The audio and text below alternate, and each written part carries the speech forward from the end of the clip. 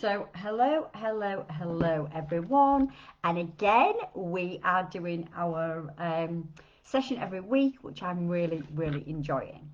So give me a hashtag replay if you watch the replay. If you are here live with me, give me a hello, and I will always reply to you, speak to you afterwards, because on my laptop I can't generally see comments. So if you are here, just give me a hello and I will chat to you when I get off. So today I really wanted to hop on and just talk about, like when we get stuck in this binge starve cycle. And so many people get stuck in this binge starve cycle, and I really just wanted to explain a little bit about it. And it can get very obsessive. It can get, we can feel as if we are never going to get out of the cycle. I myself have been in this cycle, so I really do get it. And what tends to happen is the things that we do to try and get ourselves out of it actually can make the binging worse. So it can actually make the cycle and the behavior and the habits worse. Right, and I'll go through a few things. So I know from when I was binging, the first thing I wanted to do was restrict. The next day I'd be like, oh my goodness me, what have I done? What is wrong with me? There's something wrong with me. Why can't I control myself with food? I am binging. What is going on? And I couldn't quite work out what was wrong with me. I was like, why am I doing this? Why do I have no control over food? Why am I eating God knows how much food? What is going on? So then what I would do is I would intentionally not eat the next day. So I would intentionally not eat breakfast because I was so stuffed, right? I don't know if anybody on this live, if you're watching or watching the replay, if you resonate with that. So what can happen is we eat so much on the evening. It can for me, it used to start as soon as I left work. Actually, it would start earlier, so it would probably start around the afternoon time. And then what would happen is I would have food would be calling me. Food would be calling me. Where I used to work, there used to be like cakes and buns and everything in the middle of the office. And literally, the food used to just call me. It was just so bad. And then when I would leave the office, what would happen is I would intentionally go searching out for food. And because I lived by myself, I could, either sit in the car, which that was a big thing for me, to sit in the car and eat. I used to sit in the car where nobody could see me. I used to park up somewhere quiet, nobody could see me, and I used to eat. Or I also, and I have done this before, and I've said this on a previous live, I have also gone in the disabled toilet at work, which is cringy. For me, even thinking about that now is just really, I just cannot even believe, I was doing that. But what would happen is I was so desperate to eat this food, I would then take some of the food in the disabled toilet and hide the wrappers in the sanitary towel bin because I was so ashamed. I didn't want people to see me eating. I didn't want people to see the wrappers. I was so ashamed of my behaviour. And what I was doing, I would hide anywhere to eat. I was secret eating all the time. I would hide anywhere. I would hide the evidence. I would hide everything. So when I would eat, I would always be alone. And like I said, what I would do is I would intentionally go looking for food when I finished work, and then I would go home and eat. So when I'd go home and eat, I would eat such a huge quantities amount. And even when I'd eaten a huge quantity amount, what I would tend to do is go back to the shop and get more. Because where I lived at the time, there was a shop at the top of the street, which was pretty much open 24/7. So I could just go back to the shop. Even after I'd eaten a huge pile of food, I would go back to the shop and get more. And I would repeat this until I was absolutely stuffed, until I couldn't literally move. And then obviously I would have all these feelings of, guilt, shame, what's wrong with me, feeling like a failure, feeling like, I had no willpower, there was something wrong with me. What is going on? Why can't I control myself with food? What is going on? And because I was very much into fitness, for me, this was like, oh my goodness me, I'm living this quote unquote healthy lifestyle, but yet I'm responding like this to food. What is going on? So my natural reaction, and obviously because we get, given all these messages, my natural reaction was, I can't eat the next day. I need to, first and foremost, this was how I was at the time. This is where my state of mind was. I wanted to get that food out of me. I wanted to lose that food. I wanted to get rid of that food. I couldn't stand the thought of that food being in my stomach. So I wouldn't eat the next day, and I wouldn't eat until I felt, don't get me wrong, I was still bloated. I was still, I was still stuffed from the night before, but I would wait as long as possible to eat. I would wait as long as possible to eat. And then what would happen is I would do this for so long, and then I would go to the gym, and then I would try and eat as little as possible because I was trying to get rid of the food that I'd binged on. And then it would only last a few days, and then it'd happen again. And it was getting to the point where it was daily. It was getting to the point where it was daily. And I knew by a lot of my behaviours what I was doing. I don't want to say wasn't normal, but honestly, eating in a disabled toilet, how many people do that?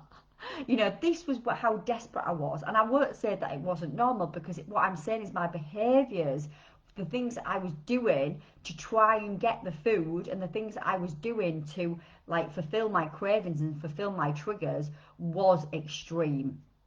And then what would happen to me is it would take me hours to go shopping, like food shopping. So like what would happen is I would spend hours and hours and hours, right, food shopping, going down each aisle, looking at every single label. And I was very obsessed with macros, macronutrients, carbohydrates, proteins, fat, sugars, everything. I was obsessed with everything. And I wouldn't buy something until I knew exactly what was in every single content. What was in all of the foods that I would eat. So it would take me hours, and especially if I knew I was going to binge, or I knew that I was going to overeat, and again, overeating is very different to binge eating. And especially if I even had an inkling that it might happen, I would spend hours counting biscuits, counting the calories, knowing that if I bought that food, I would go home and binge on it anyway, right? And again, if you resonate with this, please, give me a comment, share a little bit about your story, because I really, really do get it. So what I would try to do to get myself out of it, like I said, I would restrict the next day. And then what would happen is 2 days later, it would happen again. And as much as I was so deeply in it, I was so in it, I couldn't see any other way out of it. I didn't know what was going on, and what I thought I was doing to help myself was the worst possible thing ever, right? So first and foremost, I had huge levels of anxiety as well. My anxiety was absolutely through the roof. And I don't generally call it my anxiety, but I'm calling it that for a reason, because what also tends to happen is we tend to claim anxiety. So, and then that makes it who we are. So I had anxiety through the roof. I had so many negative feelings about myself and my body. I hated myself for what I was doing. I was self-loathing. I hated my body. I hated myself. I couldn't look at myself properly. I would talk to myself in such a way. Actually, when I look back and think about how I spoke to myself, especially after I'd binged, and actually how I spoke to myself in general, was just absolutely diabolical. I wouldn't speak to one of my worst enemies like that. I would never speak to anybody like that. So like looking back and actually knowing how I spoke to myself, oh my goodness me, there was so many mixed emotions going on. But I'll go back to what I used to do when I used to binge. So what I used to do, like I said, I used to restrict, and I used to restrict as long as possible.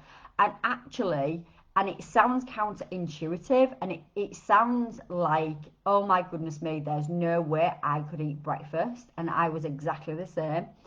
But actually, the best thing that you can do after you've binged is to eat breakfast. After you've and some people want to call it different things. So people might not know the difference between emotional eating, binge eating, stress eating, and, overeating.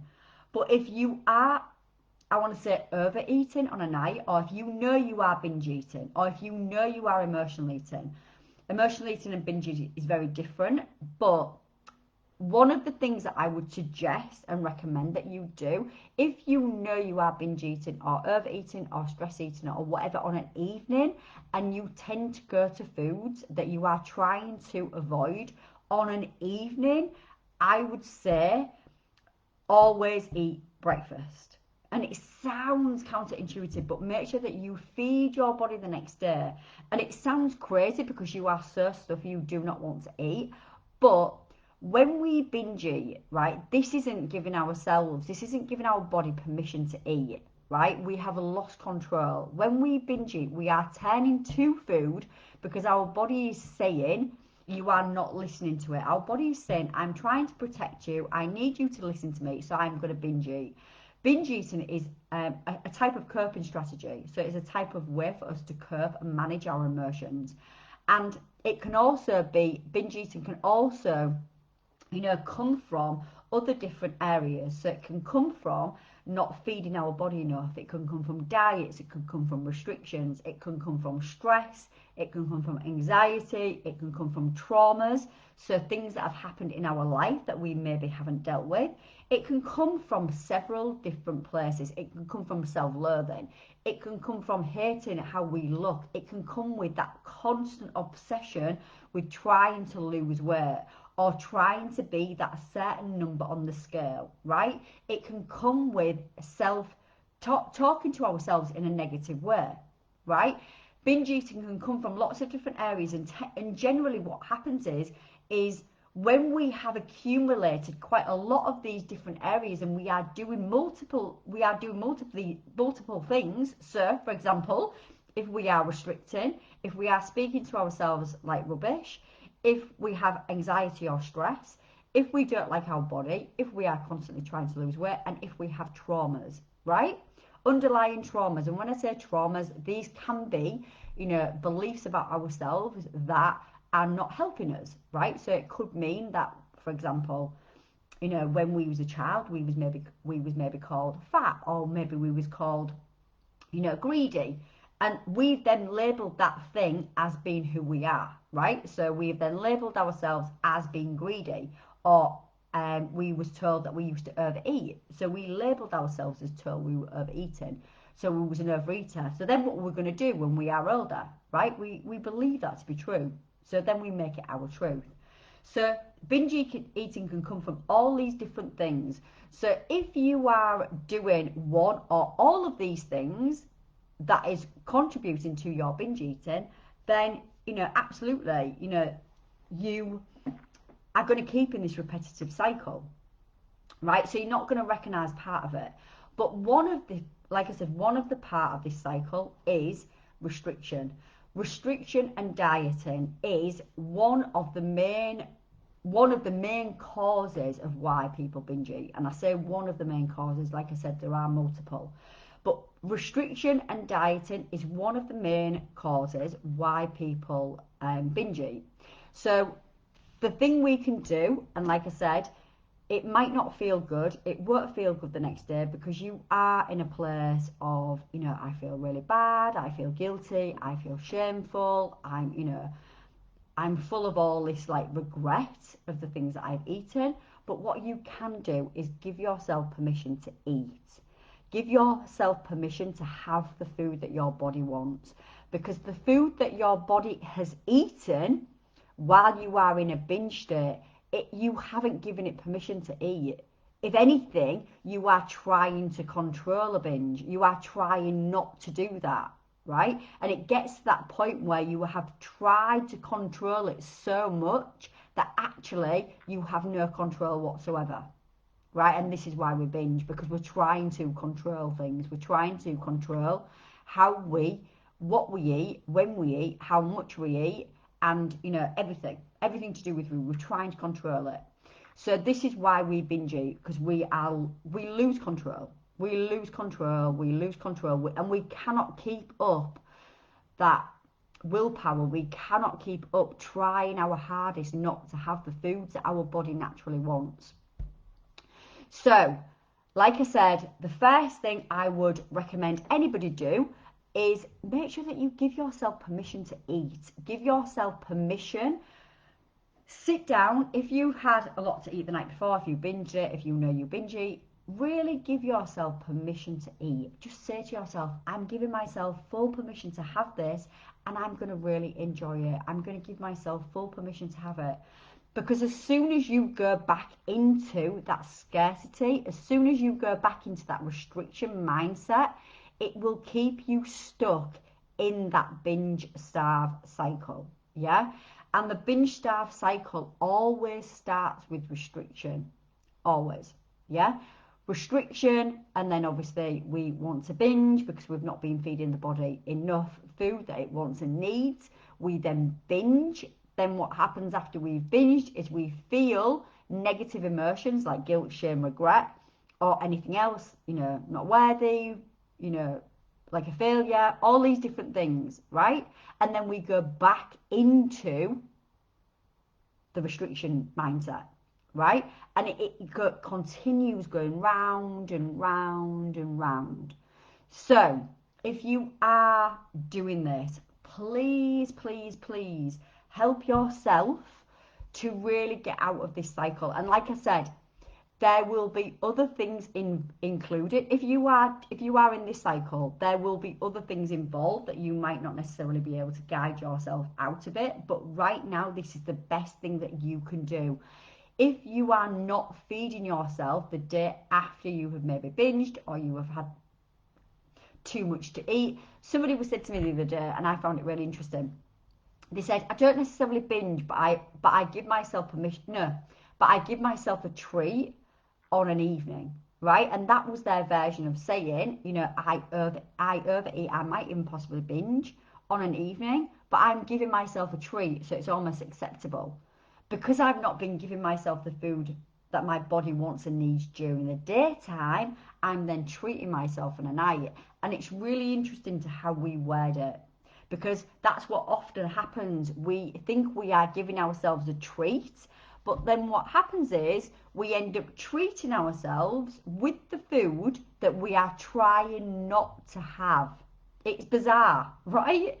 So we end up trying to avoid these certain foods that we think are bad, right? All day, we avoid them all day. We try our hardest not to eat them. But then on an evening, we want to treat ourselves with them. And don't get me wrong, I have been there, remember. I have been there. I have really, really been there.